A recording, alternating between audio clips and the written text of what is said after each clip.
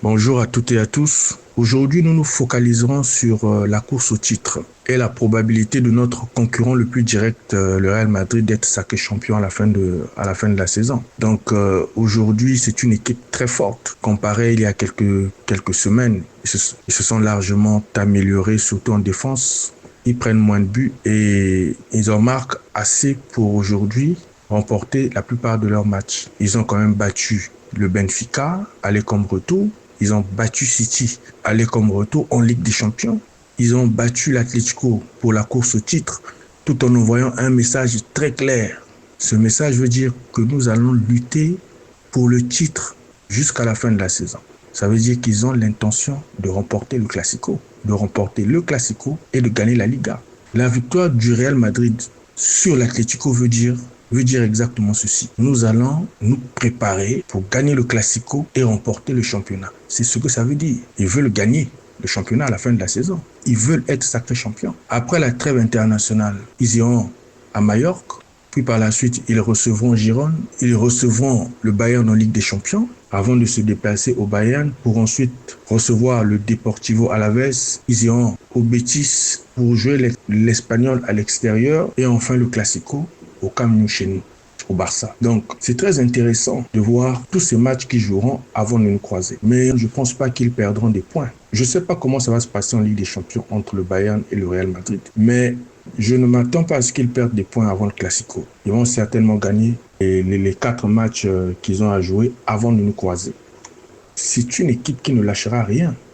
C'est une équipe qui se battra jusqu'à la fin de la saison. Ils ont les moyens pour gagner. Ils ont de très bons joueurs. Ils ont une très très bonne équipe, une équipe solide avec de très bons joueurs à chaque poste, des joueurs capables de marquer. C'est des équipes qui sachent exploiter les erreurs de leurs adversaires.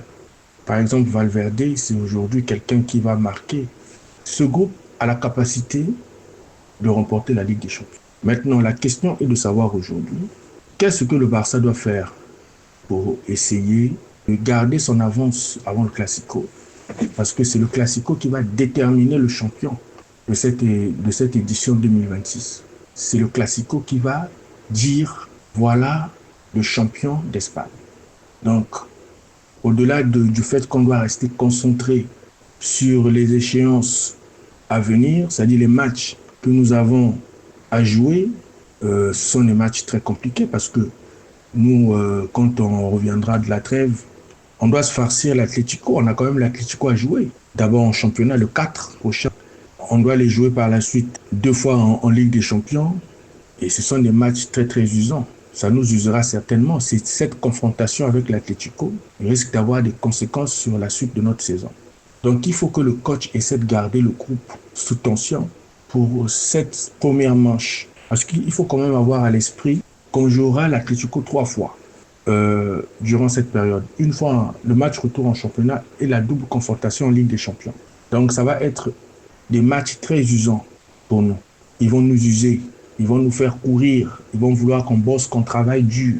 Donc, ça va nous user à un point qui risquera d'avoir des répercussions sur la suite de notre saison. Il y aura certainement des joueurs qui vont souffrir parce que l'Atlético, c'est une équipe qui te pousse dans tes derniers retranchements, qui te demande de faire des efforts supplémentaires, qui te demande beaucoup de travail. La probabilité de perdre des points durant cette période-là est assez grande. En fait, le problème du Barça, ça se trouve au niveau de la fraîcheur physique. Les joueurs sont très épuisés, ils ont joué beaucoup de matchs. Donc, il faut que le coach trouve la meilleure méthode de récupération des joueurs. Ce qui revient à dire qu'il doit inclure d'autres joueurs dans la rotation, reposer beaucoup de cadres, à l'instar de Pedri. Pedri doit se reposer, il est littéralement cuit. Il peine à finir les matchs. Lamine Yamal est fatigué, ça s'est vu lors du dernier match contre le Rayo Vallecano, il était cuit à la fin du match. Donc, il doit reposer les joueurs. Ceux qui ont beaucoup joué doivent se reposer. Par exemple, Koundé est fatigué, ça s'est vu. Baldé est épuisé. Donc, ça se voit très bien. Même dans le repli défensif, les joueurs, ceux qui ont beaucoup joué, ont du mal à faire les allers-retours entre l'attaque et la défense. Donc, il faut faire des rotations, il faut trouver la bonne formule pour essayer d'inclure tout le monde et d'arriver fin prêt lors des rendez-vous importants de la saison. Donc, il faudra beaucoup de travail. Il faudra faire beaucoup de rotations, surtout dans les matchs du championnat qui vont arriver. Il faudra faire des rotations. Bon, c'est vrai que c'est risqué de faire tourner l'équipe alors que nous avons des échéances très compliquées, mais c'est nécessaire parce qu'il faudra que les cadres arrivent frais lors des grands rendez-vous. Il faut que les cadres soient là lors du Classico parce que c'est le match le plus important pour la course au titre. On doit avoir tous nos joueurs avec nous.